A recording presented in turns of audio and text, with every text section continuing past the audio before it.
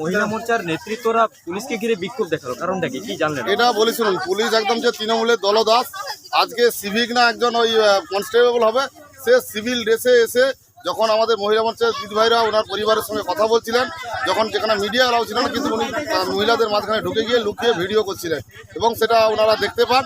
ওনার mobile আমরা সিজ করে আমাদের যিনি এখানে ইনচার্জে যিনি পুলিশ আছেন ওনার হাতে আমরা দিয়েছি, বড়বাবুর সঙ্গে কথা হয়েছে এবং উনি যে যার নির্দেশে হীরালাল বাবু বলে কোনো অফিসার আছে, ওনার নির্দেশে উনি এই কাজ করেছেন বলে স্বীকার করেছেন। আমরা বড়বাবুর সঙ্গে কথা হয়েছে যে এর বিরুদ্ধে আমরা স্টেপ নেব, কেন উনি ভিডিও লুকিয়ে লুকিয়ে বা সিভিল ড্রেসে কেন উনি ভিডিও করবেন একদম কিসের জন্য।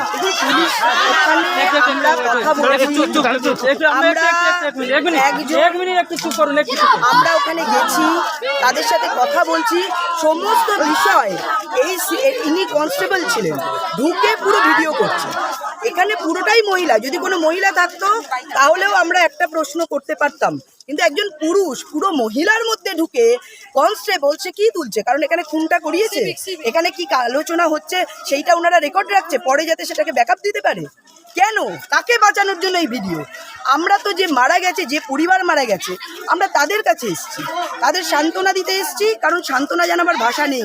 কিভাবে ঘটনা ঘটেছে, এই একই বুথে বিজয় ভূঁইয়া এবং আজকে আমরা দীনবন্ধু মৃধা, না আগে বিজয় ভূঁইয়া মারা গেছিল এবং আজকে দীনবন্ধু, দুদিন আগে দীনবন্ধু মৃধা, একই বুথের দুজনেই বিজেপি করতেন, একজন বুথ সভাপতি, একজন বুথের সহসভাপতির ছেলে।